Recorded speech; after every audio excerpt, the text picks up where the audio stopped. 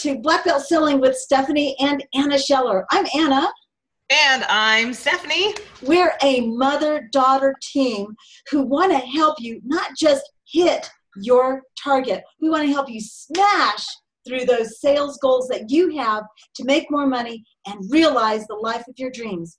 You can learn more about us by going to our Facebook group at facebook.com/groups/Black Belt Selling. There we post content, motivational quotes. More importantly, you get notified when our shows go live on, not Facebook, they go live on SoundCloud.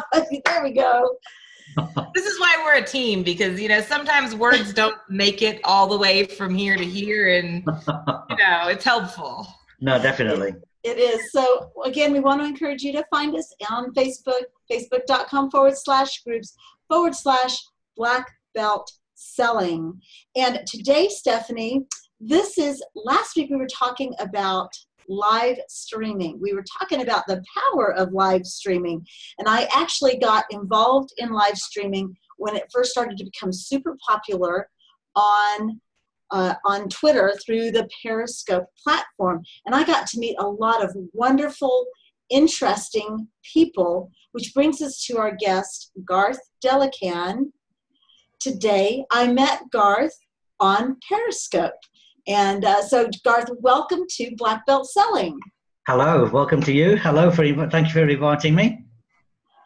Now, Garth is the lifestyle guy. He is the UK's leading lifestyle expert, and he can help us achieve the lifestyle we've always wanted.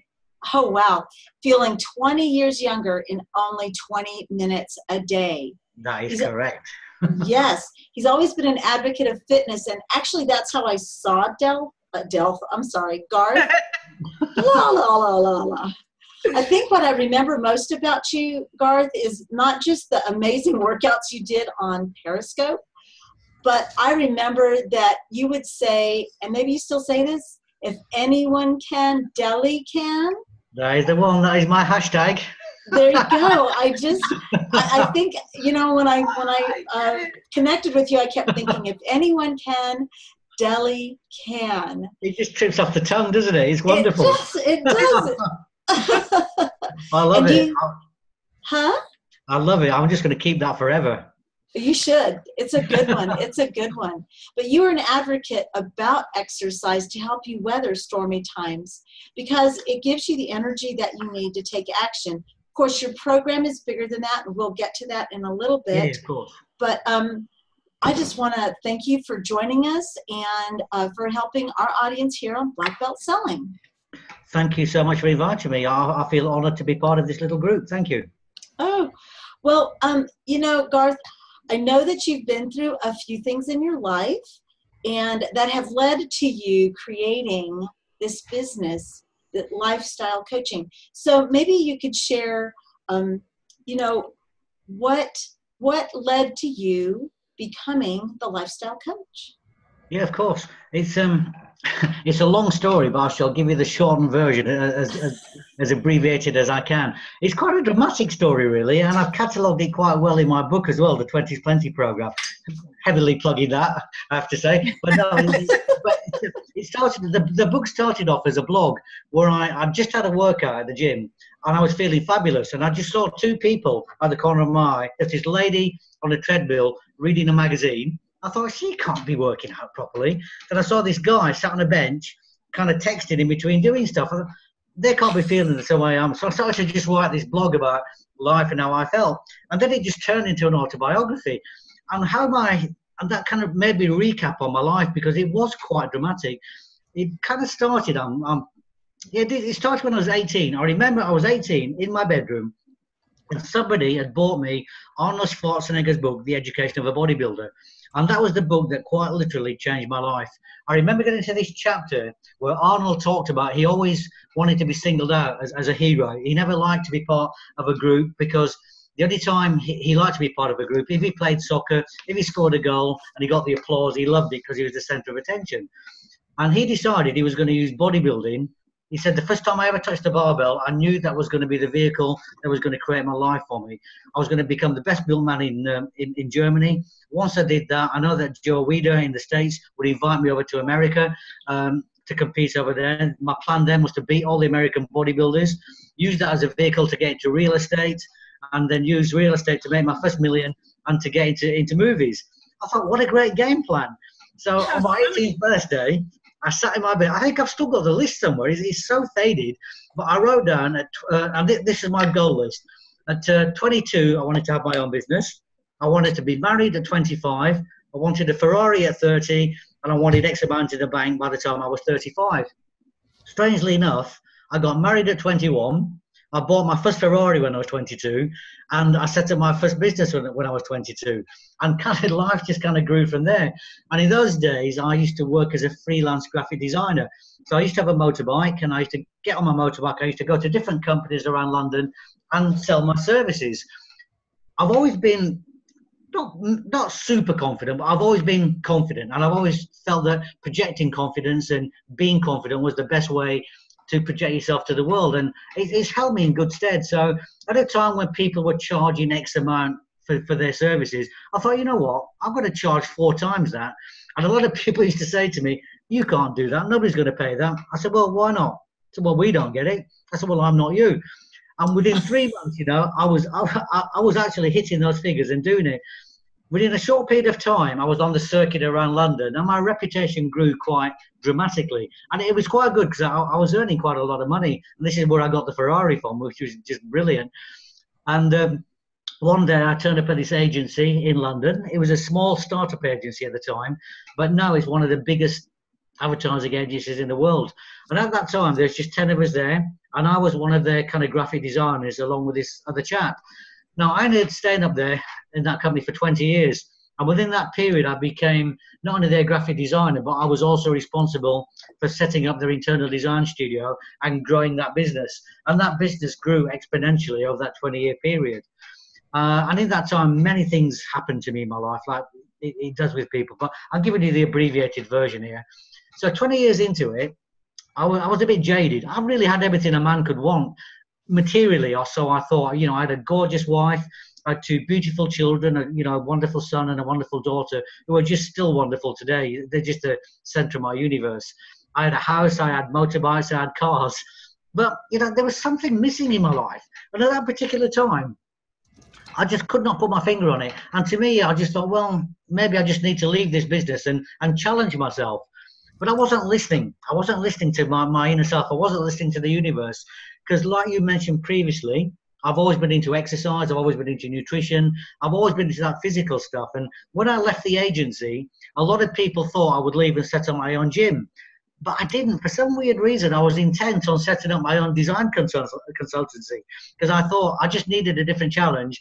And it was the devil I knew as opposed to the devil I didn't. I didn't feel brave enough at that time to kind of make that leap of faith, But the universe had been telling me things for quite a few years, because all through my workouts at the gym, I found that I felt no stress. And one of the reasons that, if anyone can, Delikan was born was in 1995, when the agency had won this huge account. It was the B-Sky B account, which is now Sky Television. And we were working every hour that God could possibly send. It was like 2 in the morning, 3 in the morning, 5 in the morning. This was every night for 3 weeks. And the directors of the business were all briefing me on all this work to be done over the next few days. And one of them just said, don't you think we're giving Garth too much work to do here for his business? And one of the directors turned around and said, no, if anyone can, Deli can. So that stuck in my mind. So I thought, I'm going to use that forever. So I used to go to the gym on a daily basis, and I used to leave any pressure I felt, boom, on the gym floor. So whether I was weightlifting, I would train, I would have a fabulous workout, come back to work, and the world was a wonderful place. I would go to the dojo, I would spar with my sensei, or I'd spar with somebody else. I would leave all my troubles there. And that did a number on my brain, because I thought, you know what?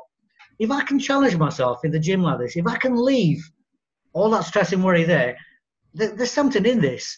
And I don't know if you guys work out, but when you surpass yourself in the gym and you challenge yourself and you think, hang on a minute, I could only do 50 press-ups 12 months ago. Now I can do 150. How is that possible? What's changed? I know physically you get stronger, but there was something about things in my mind that was changing. I knew I was breaking down barriers and opening doors that I didn't perceive previously.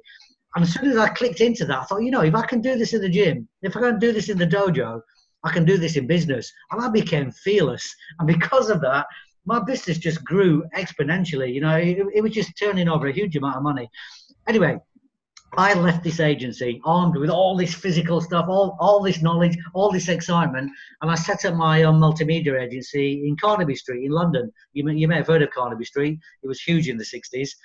And I ran this business, albeit successfully, for about 2 years. But what I didn't realize at the time was my then business partner and also my financial director, he wasn't all that he should have been.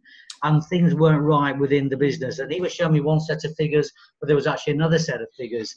And he went away on 6 weeks honeymoon. And I just kept getting all these calls from people who I knew, like, and trusted, and who knew, like, and trusted me, because they'd known me in the advertising world for 20 years, saying, this, when are you paying this invoice, Garth? We haven't seen sight of it yet. I said, well, I signed the check for that 2 weeks ago. Surely you must have got it now. This went on for about 2 weeks. And things weren't getting any better. So I called in a friend of mine to look at the company, and he spent 2 days at the company, and he just said to me one day, he goes, Garth, you better sit down. I said, well, things can't be that bad. He said, mate, it's even worse than you think. He said, I don't know what set of figures this guy's been showing you, but these are the real figures. And this man had not paid any tax or national insurance contributions for me or my 15 employees for the 2 years we've been in business. It was dreadful. It was such a shock. And I'd put £10,000 of my own money in the business. And I had to close the company down because I was trading illegally. I had to close the company down that day. It was so serious. I'd been married 20 years at the time, so bear this in mind. I'd left home that morning and my wife said, I love you. See you later, darling. I rang her to tell her what had happened. And her exact words of more or less were, I know it's not the best timing in the world, but I've not been happy for a while. I don't want to be married anymore. Oh, my God. I know.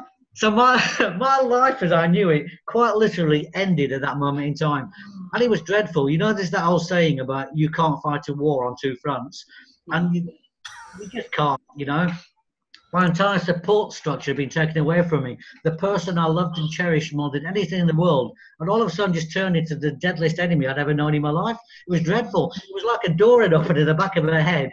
And this complete stranger popped out, and this woman who I'd known and lived and loved with for 20 years, she's just gone. It was just absolutely insane. Oh, my goodness. And I spiraled into depression. I also got clinical depression. And as a grown man, I had to go live with my mother for about 2 years because I just couldn't cope. I just could not cope with everything that was coming at me. It was a legal battle with my partner. Then it was a legal battle with my ex-wife. And then her just kind of spitting vitriol and bile at me every time I saw her. It was just dreadful. Oh my God. Oh yeah, so I crashed and burned quite spectacularly. So from having everything, I literally had nothing. Wow. It was a very, very dark place to be in. So there I was at my mum's, not being in the best spot in the world. And I just thought, well, I've got to do something about this. And I thought it was then that the universe came knocking on my door again and saying, we told you 2 years ago you weren't very happy. You had to get out of this game, but you didn't listen to us. So I thought, well, I'm listening. So we're going to beat it into you. I'm listening now. What do you want to tell me? Wake up, boy. I decided there and then I was going to become a kickboxing instructor because I've always been into kickboxing and I love being in front of groups of people. I love interacting with people. I love giving my energy to people and I love feeding off the energy of people. It's like a two-way street, big circle you kind of fulfill. So I went away on this Friday. I went to this gym in London and I said to these guys, look, I've got this fabulous system. I've got some funky moves. I'll do it all to great music. I said, great. We'll give you 3 classes a week starting from Monday. Now, I went away pooping my pants because I had no system. I had no music. I was really blagging it, as we say over here. But over the weekend, I put together a complete course and it was fabulous. It took off really, really well. And then people, and I felt in my element, I was being physical and it was just wonderful, just interacting with people. And within a short period of time, I was in nearly every gym in London at one stage. Then I got into personal training because I could teach kickboxing as a personal trainer, but I couldn't be a personal trainer because I wasn't certified at that time. So I went to St. Mary's University in Twickenham. I became a personal trainer and a nutritionist. And I was very lucky. The very first client I got when I qualified, and to this day I still don't know how she came into my life, but she was a very well-known psychotherapist based in Kensington in London. You know, the posh bit of London. Yeah. And she had a client base like you wouldn't believe, and she was brilliant. She's a Hungarian lady, and she sounded very much like Zaza Gabor. And I still. And she said to me, "Darling, I tell you what, I love you so much. I fix their brains, you fix their bodies, yeah?" Before I knew it, she was a darling. She really was absolutely wonderful. She was very, very good to me. And within a short period of time, I had this client base around Kensington, Chelsea, Mayfair, and Knightsbridge, and I was going into wealthy people's homes and thrashing them basically for lots of money. And what you find, because I was charging a lot more money again, my confidence came back then, and I thought, you know, personal trainers are charging X amount, but if I want to get to where I'm going, I've got to set myself above the others. I've got to set the bar quite high, and the way to do that was to set my charges high, because the perception is if you are expensive, you are damn good. Yeah. In my mind, anyway. So I did that, and within a short period of time, again, you find that you're not just a personal trainer to people, you're also a confidant to everything that's good or bad in their lives. And I found that all these wealthy people who seem to have everything are just the most unhappy people in the world. It was crazy. So I found myself giving them advice, and even though I thought I had the experience to give them advice, I didn't feel as though I had the credentials to. So I then started looking into life coaching. So I went to Newcastle University, qualified in life coaching, started to some of my clients, really loved it. Read a book on NLP. You've heard of NLP, haven't you? Mm-hmm. Neuro-linguistic programming. And I thought, I love that. That is so powerful. So I decided to become an NLP practitioner. That led me into hypnotherapy, and hence the lifestyle guy was born. Wow.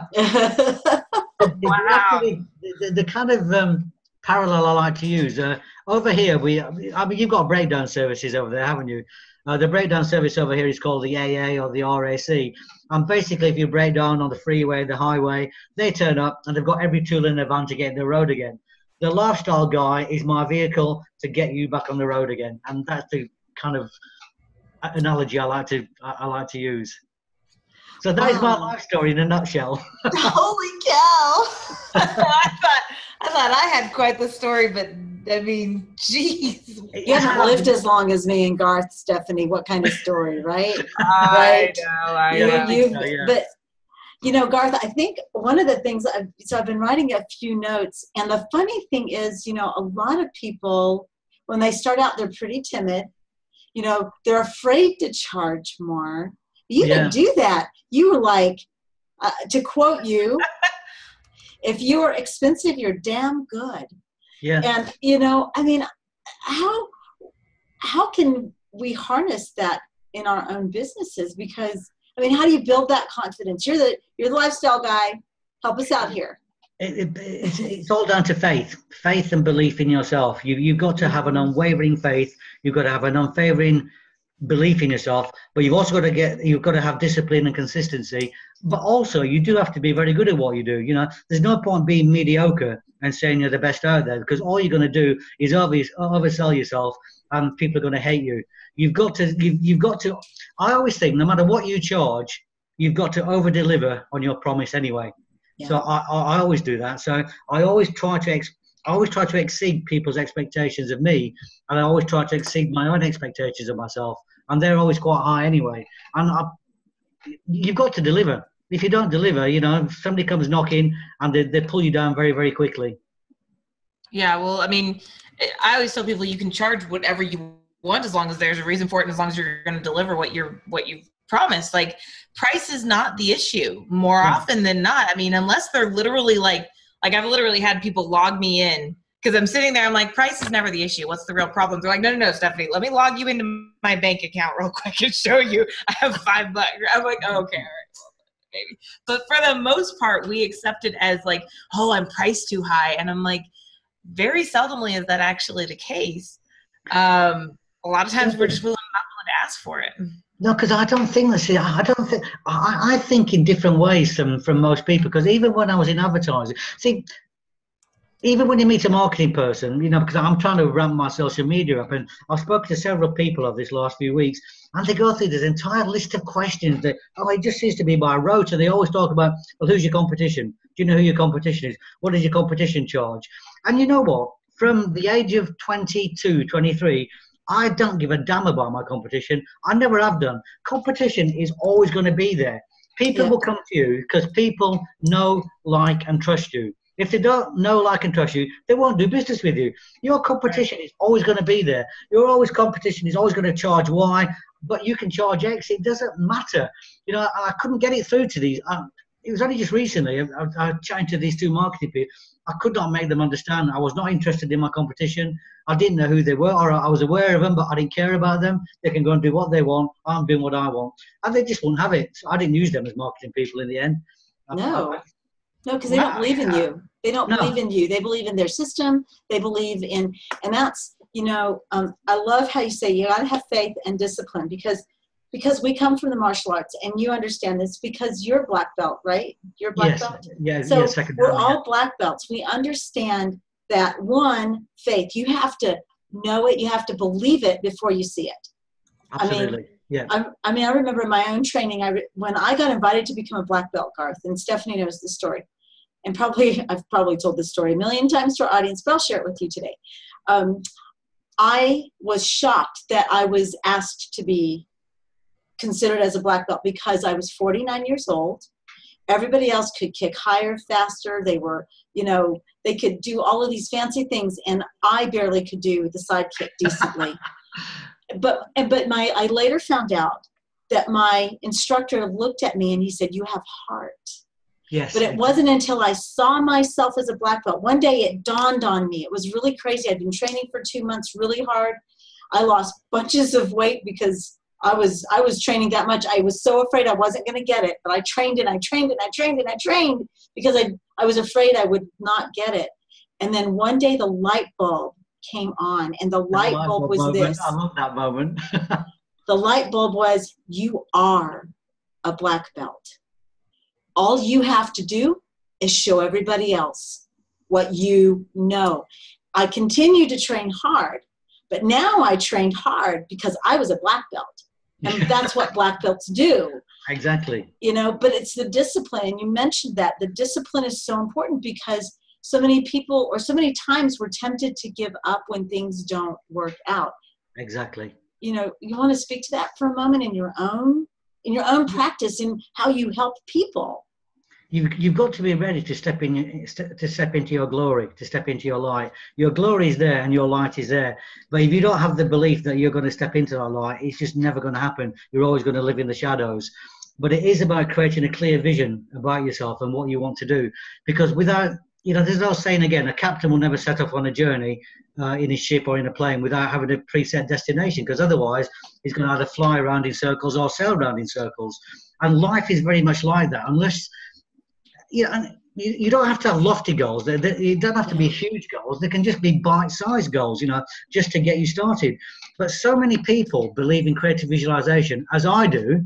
However, the basic thing that they miss out the mixture of creative visualization is action, bloody action. You've got to do something. You cannot sit there visualizing your backside off, hoping your life is going to be created. You know, action, momentum creates action, action creates results, and you've got to do it. It's great to visualize, and it's a very powerful thing to do. And creative visualization has been proved to work because it fires off all the proprioceptors and neuromuscular things as you're really doing it. However, unless you follow through with action, it is never going to happen. You can just sit there and get a numb backside with visualizing. You've got to get up and do something. I heard a few years ago, someone said, you know, the most powerful part of the law of attraction is the last 6 letters. Action. Action. And like, that's absolutely true. I like that. I like that. They're like, without action, it's just attract. And what exactly are you going to do with attract? And I was like, that's because we get so caught up. So is that probably the biggest issue you see pop up regularly when you're working with people? Yeah, it's kind of it's not even a lack of motivation. I think it's more of a lack of direction. So what I try and do with people is I try to get to the nub of what it is. So the system I created is the 20-plenty system, and it's based on what I discovered over the years. I call the 3 emotional mirrors, or the 3 unconscious mirrors, sorry. And they're the 3 mirrors in your unconscious mind you're the most reluctant to look into. And there's only 3 in my experience. There's a physical mirror, the mental mirror, and the emotional mirror. Now, the physical mirror, it's obvious, it encompasses everything. You know, nutrition, the way you feel about yourself, the way you look, whether you exercise or not, etc. The mental mirror is more about a work-life balance, and everybody trying to address that work-life balance. And it's to do with about goal setting, having schedules, you know, whether you've actually planned your day out properly within your working day. And the emotional mirror is a big one, really, because it's about anger, sadness, fear, guilt, anxiety, all those dark thoughts that you have. And usually what you find when you do the quiz on my website is nearly always, even if you get to the physical mirror or the mental mirror, once you start to work with me, it invariably goes back to the emotional mirror. Because if you don't feel good about yourself physically, there's something up here that's happened in the past, or just not too, you know, not too far in the past. If you're not moving forward in your life for whatever reason, you might fill in the mental mirror and you talk about work-life balance. It's always something up here that hasn't quite clicked. And like you were saying, Anna, you know, it's about discipline and having something to follow through with. And some people just, they know they want something better. They know they want something greater, but they haven't sat down and either written out their goals or tried to visualize their goals. It's a feeling that they have that they want to be better and they are better, but they can't seem to conceptualize it sometimes. You know, I think that's powerful. I really believe I can see that in a lot of people. And in the business of sales, and I know you understand this, Garth, because you are in sales, whether you're a business owner, whatever you are, we're all in sales. Yeah. And, okay, where was I going with that from? Oh, yeah, now I know. I remember. Thank you. Just bring on the music. The thing is that when I work with people in sales, 90% of the work I do with them is about their mindset. It's about what they visualize. It's about what they see. It's about what they believe.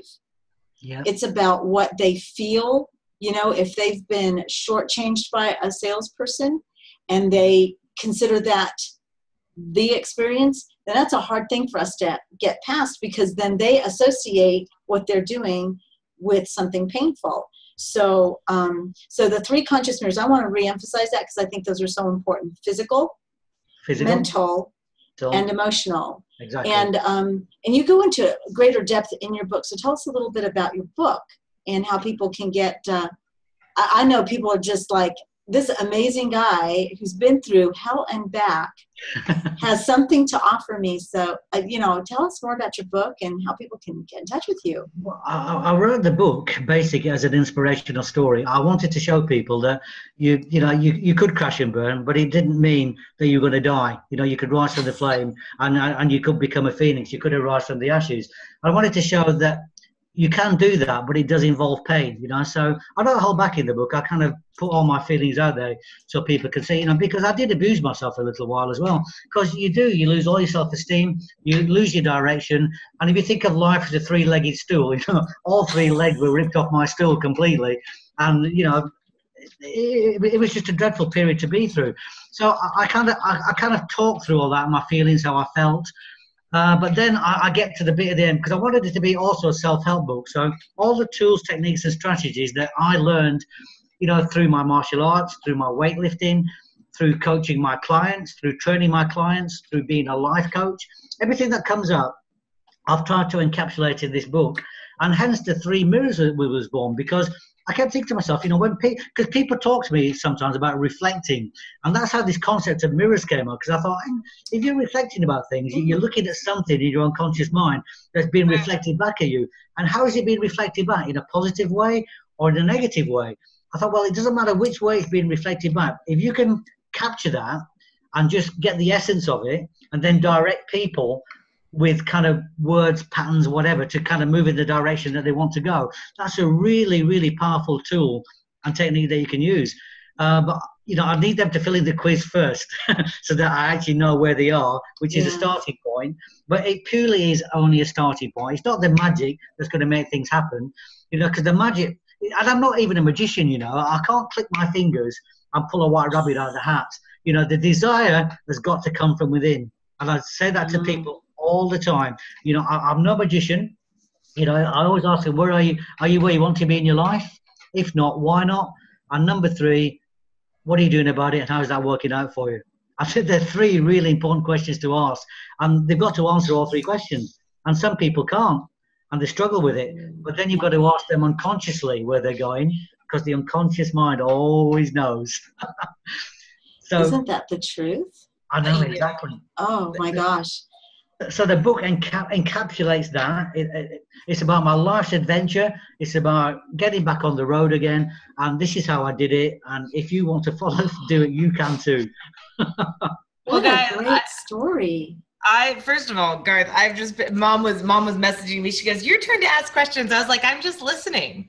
It's not normal for me. I'm usually have lots to add to the conversation, but you've shut her up. I just want to thank you, Garth. Thank you. I probably talk too much. That's the problem. But it was so interesting. I mean, I'll be honest with you. So many people with what you went through, so many people would have spiraled into depression and stayed there. There may be someone listening today who's like, I can't run a business. Look at what happened the last time.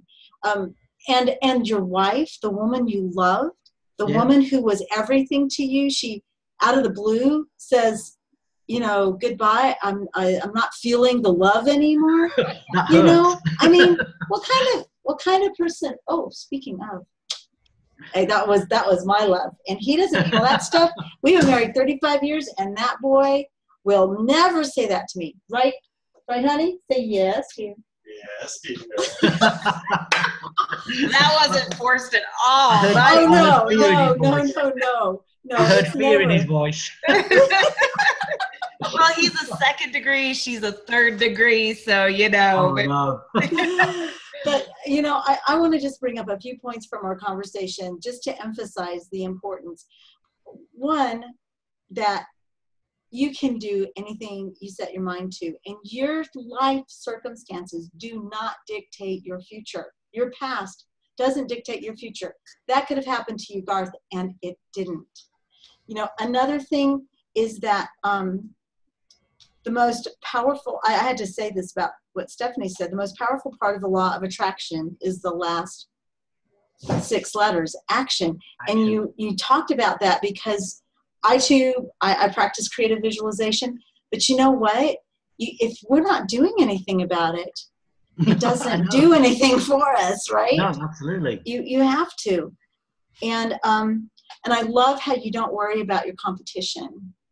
That you work on the know, like, and trust factor, which is actually how you ended up on Black Belt Selling, because I knew you, I liked you, and I trusted you. Oh, see, it works, doesn't it? It works. I think it just speaks. I think I always tell people, as a sales trainer, as a sales coach, I always feel that I get judged on how well I handle my sales process. And I think that you, as the lifestyle guru, you've just, there's guy. Huh? Lifestyle guy. Lifestyle guy. I hate that word, guru. Dude, it's so well that it's like you brought everything to the table just in this confidence. You speak of it. You already show people you are your own. As I joke about, I tell everyone you should be your greatest testimonial. You should be your greatest success story.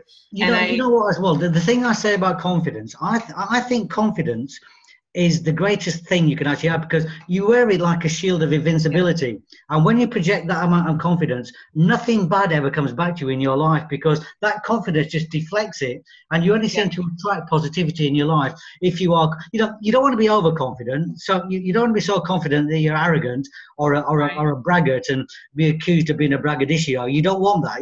It's about just being confident, and everybody knows that they can trust you, because you actually know what you're talking about, you know what you're doing, and you project that, and you engender trust through that confidence. And when you project that, like I said, it is like wearing a shield of invincibility, and just wonderful things get attracted to it, and horrible things just deflect off it. They just never happen. Well, this has been fantastic. I would love to have you back on the show, Garth. I really, really. Thank you. I know for our listeners out there who are sitting there going, wow, I would love to spend more time with him too. There is an amazing way for you to get about 135 pages worth of Garth over on Amazon. We will post the link in our Facebook group, so you should totally go join us in the Facebook group. That is facebook.com/groups/black belt selling. And we will also make sure that as you join that group, you will get notifications when we post our new every week when we get the new podcast up. So Garth, thank you for taking time to join us today. I know it's late. Thank you very much for inviting me. Today, but I hope this was worth it. I had a ball, as you Americans say. That's just because you shave your head, so you brought the ball with you. I have to shave it. My husband says the same thing. No, I know. All right. Well, for our listeners out there, here's the deal. You have life in your control. It doesn't matter what hits you. It doesn't matter what happens to you. You have got this. You design your future. You design your life. You've got control. It's time to stop focusing on just hitting the target.